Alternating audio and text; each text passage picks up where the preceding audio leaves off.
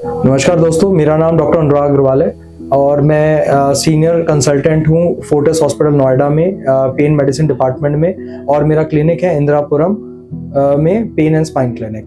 मैं आज आप लोगों को बताना चाहता हूँ बैक पेन के बारे में। बहुत सारे पेशेंट्स हमारे पास ऑलमोस्ट 50% ऑफ द पेशेंट्स जो पेन क्लिनिक में आते हैं वो बैक पेन के होते हैं। तो बैक पेन तो लोअर बैक पेन तो एक सिम्टम है।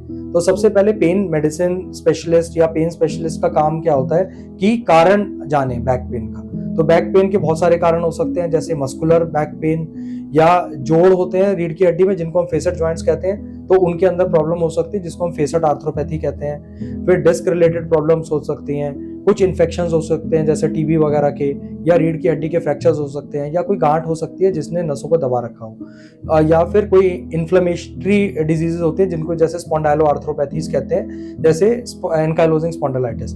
तो बैक पेन के बहुत सारे कारण हो सकते हैं। तो सबसे पहले हमारा जो काम होता है किसी भी ट्रीटमेंट को स्टार्ट करने से पहले कि आपका बैक पेन का कारण क्या है।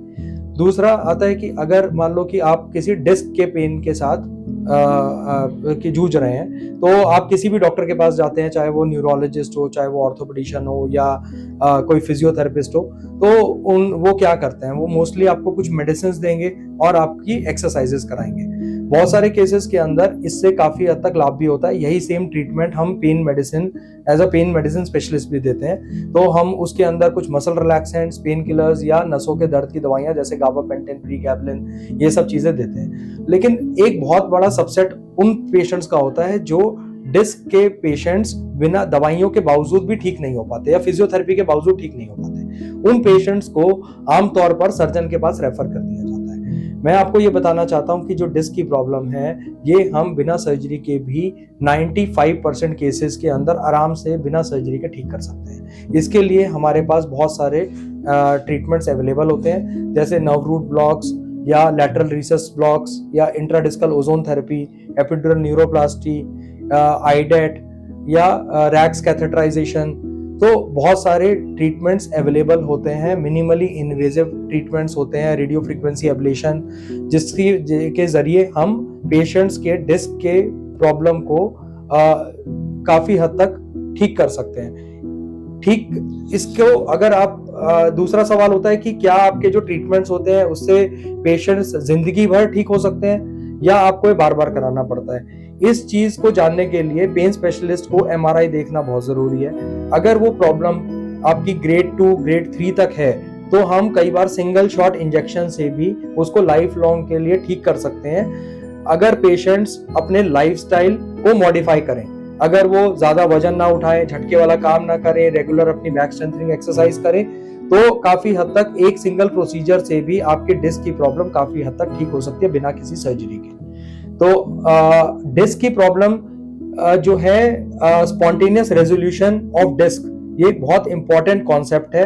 ये मैं बताना चाहता हूं कि हर बार डिस्क को ठीक करने के लिए सर्जरी की इसलिए जरूरत नहीं पड़ती क्योंकि बॉडी के अपने मैकेनिज्म्स होते हैं जिसके जरिए वो डिस्क को अपने आप डेसिकेट कर सकती है, और जो डिस्क बल्ज हुई है उसको वो सिकोड़ सकती है, या मैक्रोफेजेस कुछ सेल्स होते हैं जिसके जरिए डिस्क जो बाहर निकली है वो खत्म हो जाती है।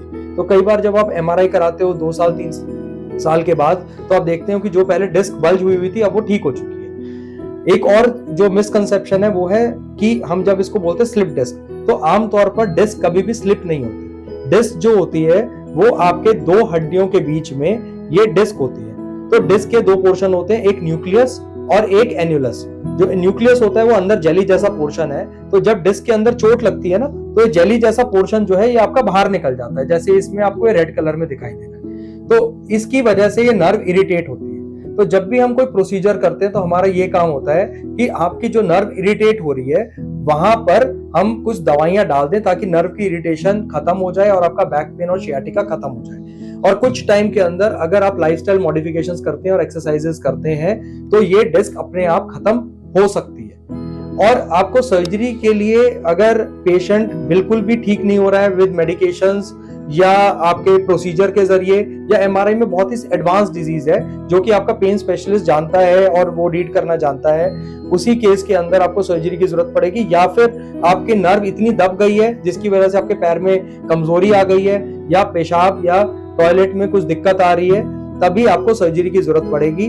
अमूमन हम बिना सर्जरी के मैक्सिमम पेशेंट्स को ठीक कर सकते हैं। ठीक है, अगर आपको डिस्क से रिलेटेड या बैक पेन से रिलेटेड या नेक पेन से रिलेटेड कोई भी अगर आपका सवाल है तो आप दिए गए नंबर पे कांटेक्ट कर सकते हैं।